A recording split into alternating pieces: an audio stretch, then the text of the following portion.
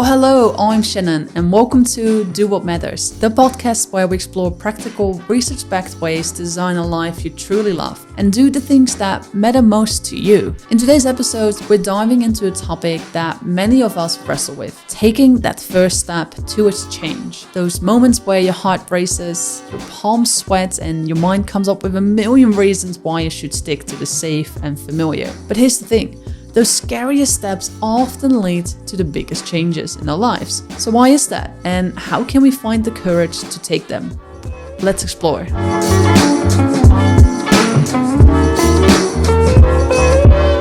Okay, so before we dive into the 5 mindsets that can help you move forward, let's first talk about what fear is and why we feel it. Because understanding this can help you to embrace it rather than let it hold you back. Now, I think we've all experienced it. That feeling of our heart racing, palms sweating, and a voice in our head telling us to stop, to turn back, or stay where it's safe. It's a kind of feeling that shows up right when we're about to do something big, something that matters. And that's no coincidence. Fear is one of the most basic human emotions. It's hardwired into our biology, designed to keep us safe from danger. On a biological level, fear originates in the amygdala, which is a small almond-shaped region of the brain that processes emotions. When we encounter a perceived threat, whether it's a snarling dog, the idea of quitting a stable job, or standing in front of an audience, the amygdala activates, triggering a cascade of physiological responses, racing heart, shallow breathing, sweaty palms, and this is the fight or flight response. Our bodies wait for preparing for immediate action. Now, this instinct was crucial for our hunter-gatherer ancestors, helping them survive in the world filled with real immediate dangers, like predators or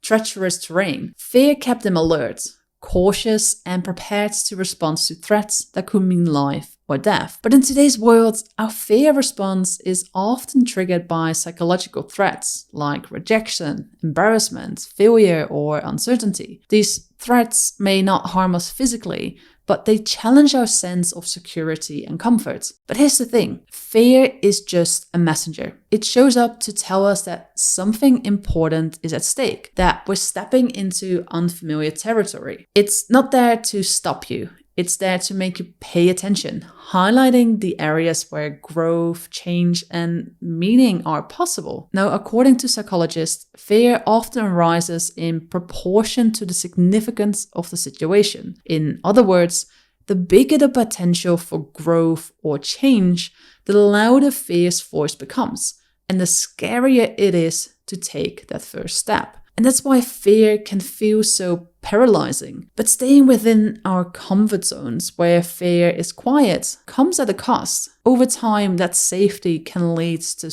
stagnation, a life where we miss out on the growth and fulfillment that come from taking risks, and ultimately a life we love. So instead of seeing fear as a roadblock, we should view it as a compass guiding us to the things that really matter to us. But how do we do that? How do we work with fear rather than letting it work against us? Well, the answer lies in 5 practical strategies or mindsets that can help you move forward to take that crucial first step and, most importantly, keep progressing. These approaches have been invaluable to me in embracing fear and finding the courage to push through. Let's start with the first mindset, the power of tiny steps. Okay, so imagine this. You've always dreamt of writing a book. The idea has been in your mind for years.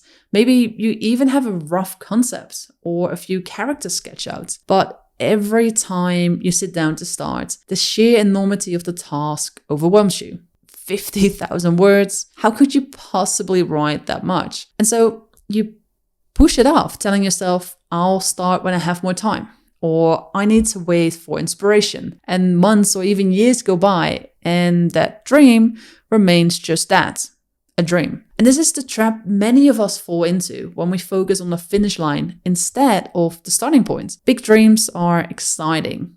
but they can also feel impossibly out of reach when we think about everything that needs to happen to get there. The secret to overcoming this paralysis? Tiny steps. Stop focusing on the end goal and zero in on the very first step you can take right now. Let's take the book example again. Instead of aiming to write a novel in one go, start with just one sentence. And if even that feels daunting, break it down even further. Jot down a single idea or a character's name or a couple of keywords.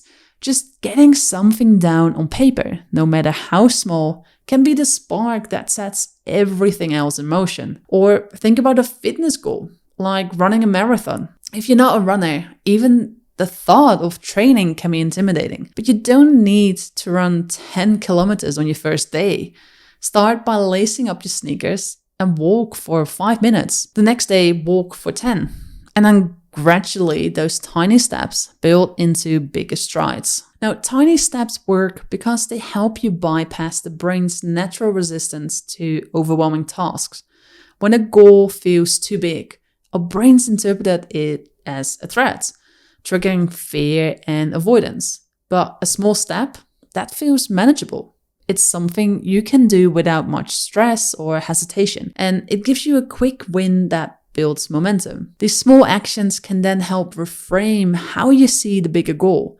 With each tiny success, you start to believe that achieving the larger dream is possible. Writing one sentence leads to writing a paragraph, then a page, then a chapter. And before you know it, you're halfway through your book. And that 5-minute walk turns into a 10-minute jog, and one day you're running your first 5K. And this principle doesn't just apply to creative or fitness goals. It works for almost anything in life. Want to start a business? Don't try to plan everything at once. Instead, brainstorm ideas for 10 minutes or research one aspect of your business plan. Want to declutter your home? Don't aim to clean out every room in the weekend. Start with one drawer or one shelf, and each small action adds up, chipping away at the larger task until it doesn't feel so overwhelming anymore. The second mindset is to always make time for what matters most. The reality is that dreams remain dreams unless you make time for them. I mean, how many times have you thought, I'll work on it when I have more free time? But the truth is, waiting for the perfect moment often means waiting forever. And between work, family, social obligations, and the endless to-do lists that come with daily life, time has a way of slipping through our fingers. And that's why the key to turning dreams into reality or building a life you love is actively and intentionally carving out time for them. Just think about it. We schedule meetings, appointments, and social events in our calendars without hesitation. Yet when it comes to our own personal goals and dreams, we often leave them to chance, hoping we'll find time somewhere in our busy schedules. But if you don't schedule time for what matters to you, it's unlikely to happen. So start by picking a specific time each day or week to do something that matters to you, whether that is working on your side hustle, learning a new skill, or participating in a hobby. And this doesn't have to be hours of uninterrupted focus. Literally 15 minutes of deliberate effort is enough to begin building momentum. And the key is consistency. Whether it's first thing in the morning, during your lunch break, or in the quiet hours before bed, commit to making this time a non-negotiable part of your routine. And once you've chosen your time, treat it as you would any other important appointment. So block it off in your calendar and protect it fiercely. And also, when the scheduled time comes, eliminate distractions. Turn off notifications, let your family or colleagues know you're unavailable, and create a focused environment. This is your time. Use it to take deliberate steps towards your goals, no matter how small they may seem. You see, you don't need to wait for the elusive perfect time to start, because the truth is, there is no such thing. There will always be other demands on your time, and life will never completely pause to give you the space to chase your dreams. But when you make time, you take control of your schedule rather than letting it control you. You're sending yourself a powerful message by doing so. This matters to me, and I'm prioritizing it. Think of it this time as an investment in your future. Just like saving a little money consistently grows your savings, dedicating even small amounts of time to your goals add up over weeks, months, and years. That 10 minutes you spend brainstorming, writing, learning, or creating today, it compounds into real progress over time. And here's the thing, when you consistently make time for your dreams, you start to feel a shift. The things that once seemed impossible start to feel more attainable. You begin to build a habit of prioritizing what truly matters, and that habit becomes a cornerstone of your life. So don't wait for the right time to come along. Instead, create the time now. Block it off, show up for yourself, and take those small but steady steps toward your dream. In the end, the time you make for what matters most won't just help you achieve your dreams and your goals, it will remind you of the life you're working to build and the person you're striving to become. Okay, let's move on to mindset number 3. Progress over perfection. I just briefly touched upon it, but when it comes to achieving goals, consistency is where the magic happens. It's not about making huge leaps in a single day and then burning out. It's about showing up regularly and making small, steady progress. Think of it like watering a plant.